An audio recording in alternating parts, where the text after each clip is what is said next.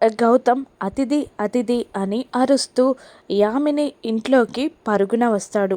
కానీ అక్కడ సిచ్యువేషన్ చూసి గౌతమ్ షాక్ అవుతాడు. అప్పటికే అతిథిని చూసుకోవడానికి పెళ్లి వాళ్ళు వస్తారు యామిని ఇంటికి.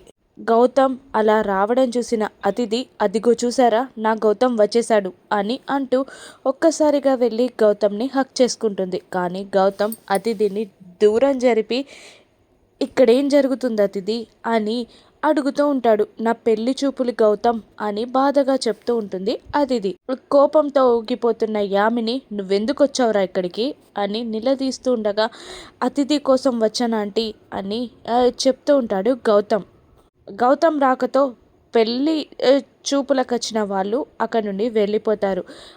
రవి కోపంగా ఇలా తిడుతూ ఉంటాడు గౌతమ్ని. నీ జీవితాన్ని నువ్వు చూసుకున్నావు కదా, నా కూతురికి మంచి జీవితం దారి చూపిస్తుంటే అది కూడా ఓర్వలేకపోతున్నావా అని సూటిగా గౌతమ్ గుండెల్లో గుణపం దిగేలా మాట్లాడతాడు రవి. దాంతో బాధగా, నిజంగా నాకు ఇక్కడ ఏం జరుగుతుందో తెలియదు అంకుల్ అని కన్నీళ్లు పెట్టుకుంటూ చెప్తూ ఉంటాడు గౌతమ్. కానీ నందు ఆ మాటలేవి వినకుండా కోపంగా, అసలు నిన్ను ఈరోజు వదిలిపెట్టేది లేదురా అని అంటూ గౌతమ్పై చెయ్యి వేస్తూ కొడుతూ ఉంటాడు నందు.